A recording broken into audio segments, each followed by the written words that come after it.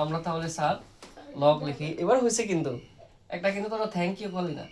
Log 3 আমাদের রুটের root y এর মান কি স্যার? 3 y এর মান 3। তাহলে আমরা y এর জায়গায় লিখতে পারি 3।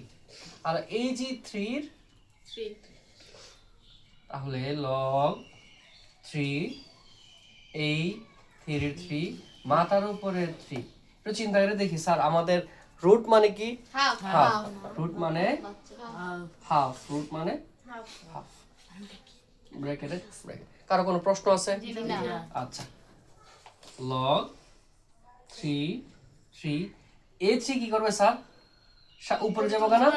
তাহলে উপরে যদি 3 জায়গা তাহলে নিচে 2। আমরা জানি স্যার বৃত্তির উপরে পাওয়ার উপরে যদি পাওয়ার থাকে কানটা ধইরা সামনে নিয়ে আসি। মানে মুরবি মানুষের কান একজন আছে তার উপরে আবার কান ধরছত কে ওরে সামনে নিয়ে আসি। আবার সামনে এলে বেচারা দুঃখ আছে তুই বেটা সামনে গেছত কে পিছে আয় ওরে নিয়ে যত খেলাবেলা। তাহলে আমরা কি লিখতে পারি? ওকে সামনে নিয়ে আসতে পারি, ঠিক না?